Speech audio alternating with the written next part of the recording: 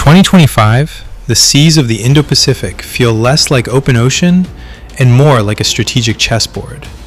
And at the center of that board stand two giants, China and the United States.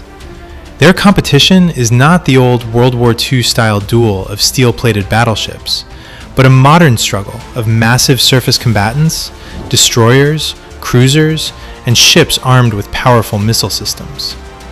As one naval analyst once said, "Today's battleships fire missiles, not shells, and the nation that commands the sea commands the century."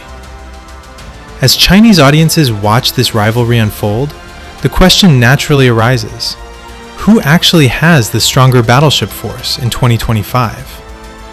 The answer is complex, fascinating, and filled with strategic nuance. To understand a balance, you need first to appreciate what battleship means today. The era of the big gun battleship is well and truly over. Its modern equivalent is the heavily armed destroyer or cruiser, fitted with VLS, advanced radar, and able to fight across air, sea, and land domains. Measured in these terms, both China and the US are fielding some of the most powerful surface fleets in history. However, their philosophies, shipbuilding speeds, and missions vary profoundly. China has surged ahead in sheer numbers.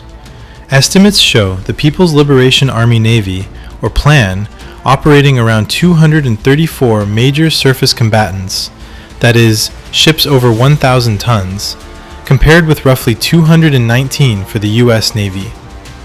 This numerical advantage is no accident.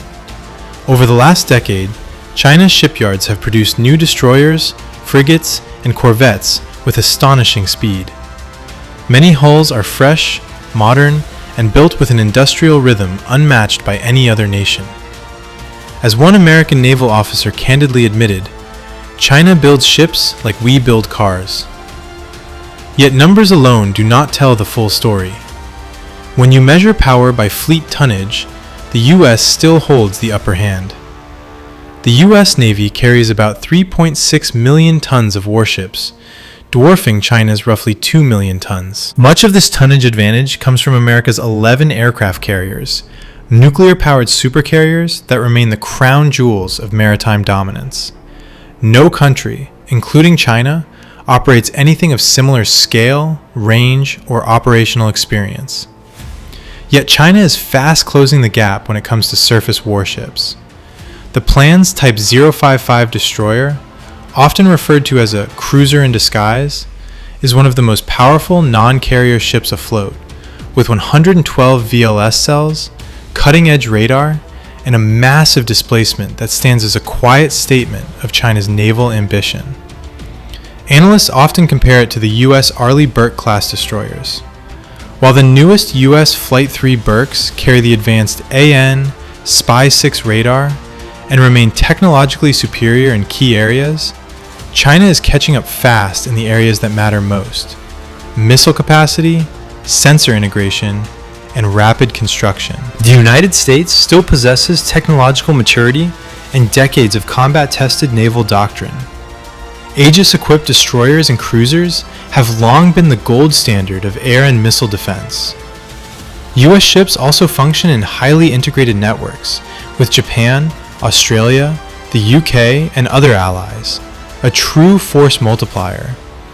This has been evident in recent joint exercises, such as ANNUALEX in the Philippine Sea, where the US and allied fleets have shown a staggering level of interoperability.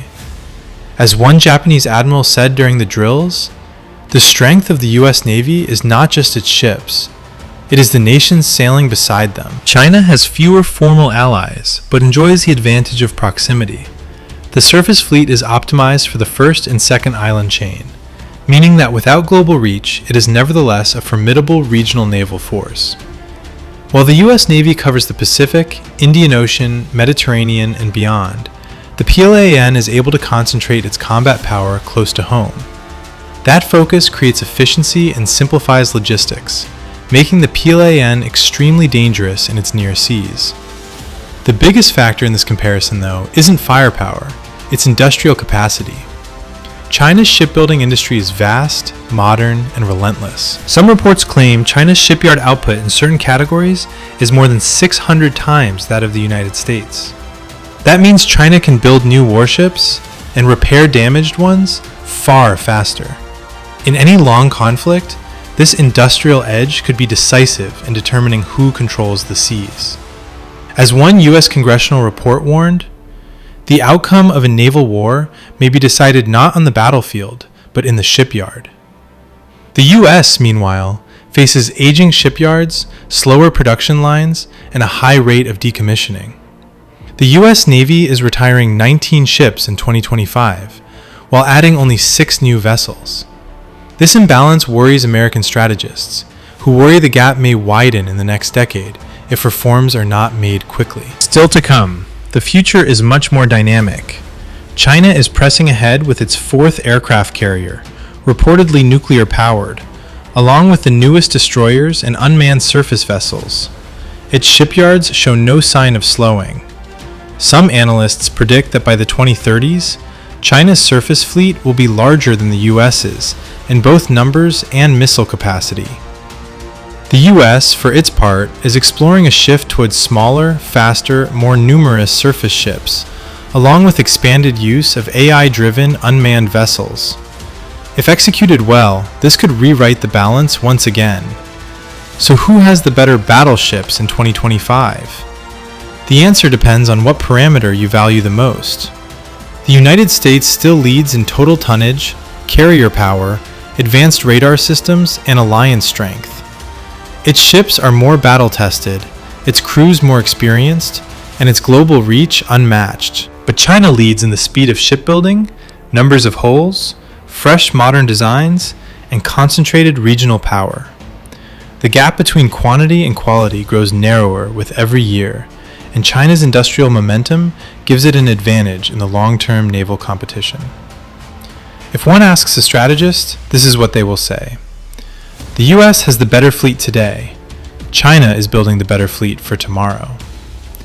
In the Indo-Pacific contest, the true winner may not be the side with the single most powerful ship, but the nation with the strongest industrial base, the fastest adaptation, and the most resilient network of partners. Battleships, either old or new, do not win wars alone. Fleets do. And in this century-defining rivalry, both China and the US are racing to build the fleet that will shape the future course of the world's oceans.